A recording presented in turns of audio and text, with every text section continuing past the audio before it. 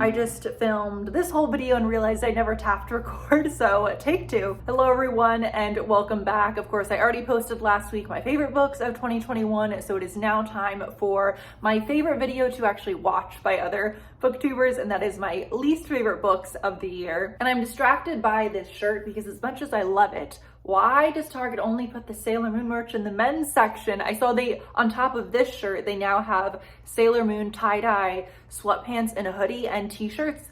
None in the women's section, all in the men, and I'm glad they have it, but of course it doesn't fit me very well. Very frustrating. But anyway, my next video will be my books that I'm looking forward to that are going to be released in 2022. And I did want to ask you all, I don't tend to talk about graphic novels very much on this channel. I know other booktubers will tend to include their favorite and least favorite graphic novels in these types of videos. I just prefer not to. So if you do want to see all the ones I read in 2021, because I read a good number, please let me know and I'm happy to post a whole separate video reviewing all of those at once. But this is going to have the same format as my favorite books, where I'm going to start at number 5 and work my way up to the number 1 that I was most disappointed by. And for all of these, I'll of course give a little bit of summary, talk about what I disliked, and there will be no spoilers in any of this. But please let me know what was your least favorite book of 2021 so that I can make sure to avoid it in 2022. Okay, so let's go ahead and start off with number 5.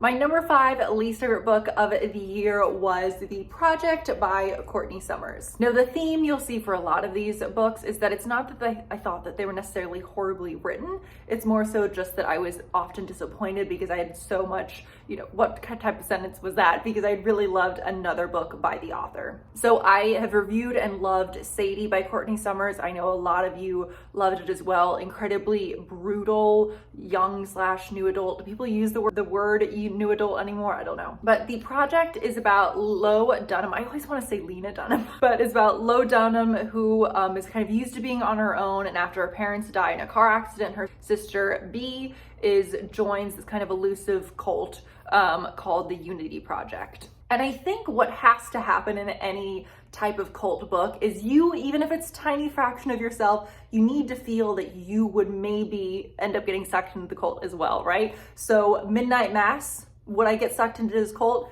Absolutely, there's no question, I would 100%. But with this, I was bored for just the vast majority of this. There was no sense of tension, which is what I think Sadie did so incredibly well. And although I do think her books tend to have not a lot of action and are very character focused, and I do think her writing is in general really lovely, I think if you're having a book about a cult, you have to feel a sense of tension, and I do think she's trying to build that up, and it just really fell flat.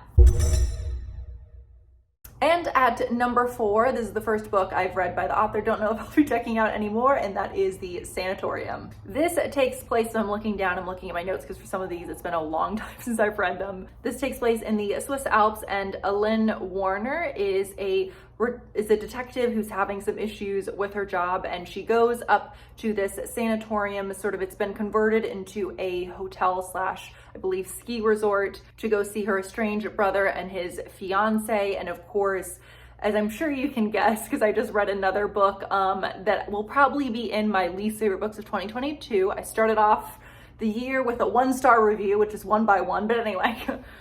Similar sort of vibe, wealthy place you can stay, snowed in, death, people are trapped. How can you make that boring? This book succeeded. This is such a great setting for it. I think it would have been, really hard to not build up some suspense, but on top of it being really frustrating and boring, I thought a lot of this book, and I don't often use this word, and to be clear, I don't think the writing in this book was terrible, but when it came to some of the thriller clues and aspects, which of course I can't really say in detail, some of them were just flat out dumb.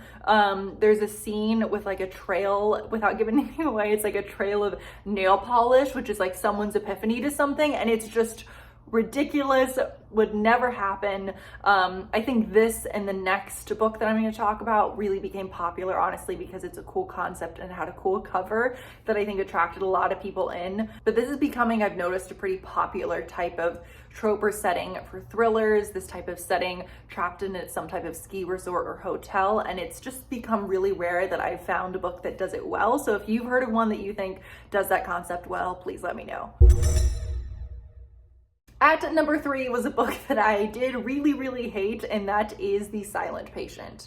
This is about Alicia Bernison, and she has a seemingly perfect life. She's a painter, her husband is an in-demand fashion photographer, and one day he comes home and she seemingly out of nowhere decides to shoot him 5 times. And she ends up in this mental facility, and a good portion of the book is told by Theo Faber, her psychiatrist. I don't necessarily have to love the characters I'm reading. I can find them really flawed, but I do, at the end of the day, have to find them interesting. And I despised every character, and not in a way where I thought they were a fun villain to hate. It was just very frustrating, very stale. I thought in general the book really fell flat. The only piece that I found interesting was kind of some of the meaning behind one of the main paintings in the book, but I really think, similar to The Sanatorium, it's unfathomable to me how popular this book was. And I think the reason for its popularity is probably that it's a pretty fast, quick read, and the fact that I just think the marketing around it was really good. I mean, when you see that cover